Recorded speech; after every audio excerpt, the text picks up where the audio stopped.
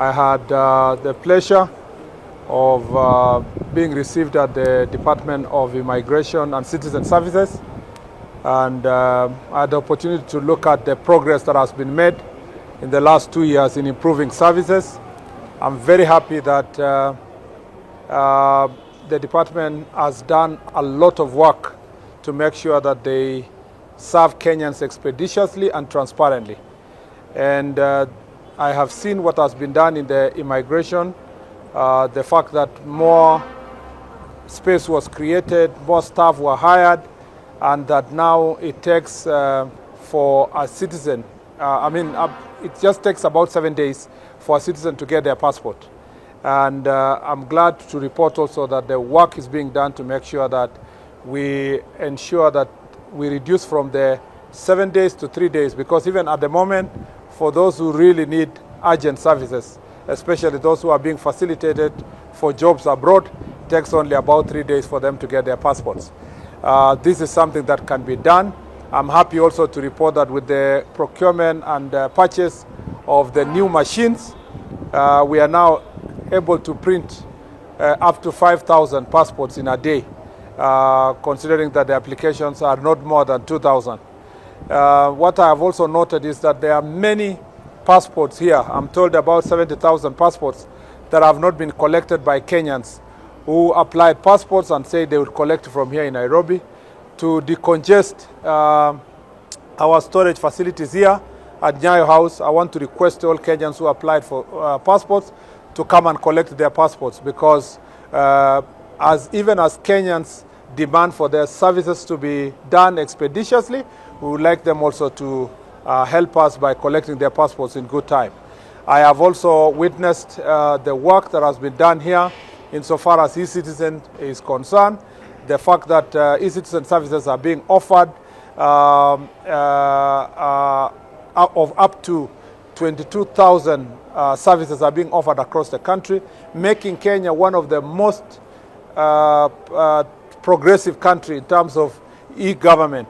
And we can truly say that the last 2 years of President Ruto's government, whose objective then in the manifesto was to target 5,000 services to go online, has exceeded its expectations more than 4 times. And now we have reached 22,000 services, and many others are being identified by government. And as soon as they are identified by different ministries, departments, and agencies, we onboard them to e-citizen to make it possible for Kenyans to receive their services easily wherever they are. And I'm glad also that the ministry has put in place customer services where queries and problems that customers have are resolved very quickly by having staff who are and space within the ministry here where people can make inquiries. I also want to say that insofar as e-citizen services are concerned, we appreciate the partnership of the various ministries, agencies, and departments, because this is a whole government approach. And going forward, we are going to make sure that these services are available in terms of customer care services across the country by making sure that we provide the space and the human resource that can take even these services closer to the people. It's also noted that in terms of ID application, there has been great transformation by this administration in the last 2 years. And one of the greatest transformation is that in the past, ID application, some citizens were being treated different from others. Some were going through extra vetting than others. To meet the constitutional requirement of treating every Kenyan equally and fair treatment for every citizen, this administration removed the bottlenecks that were there for other citizens, and now every citizen is treated equally. The second thing is that ID application is largely now a devolved responsibility, and when I say devolved here, it's not to county government, but to the local level, where citizens are now able to apply for their IDs, and everything is processed except the printing that is done here at the headquarters. And I'm glad to know that that work takes only up to 10 days for one to get their ID. Again, I encourage many Kenyans to come out in their numbers to make sure that they collect their IDs and also make sure that they register themselves for purpose of receiving services.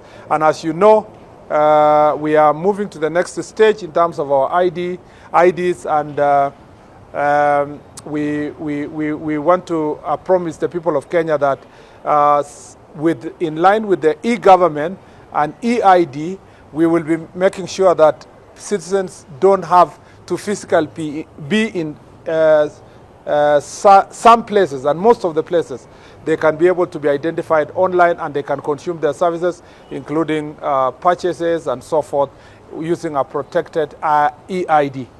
I want to thank my predecessor, the Deputy President, who provided leadership for those 2 years in this ministry. I want to thank the PS, Professor Bitok, who is here, and the various directors who are here from different departments for the work they have done. And I believe that this year we will accelerate those services.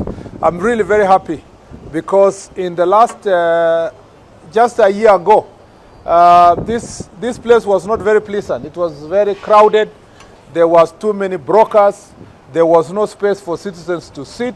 And I have seen even in the customer care area, you can see there is a lot of space in the benches because people are being served quickly, but also they are being served in a dignified manner, making government deliver its services in a more dignified manner to the citizens. Remember that the rallying call for this administration when we went to the people to ask for votes was that we want a dignified working environment for everybody, and in line with the bottom-up economic transformational agenda.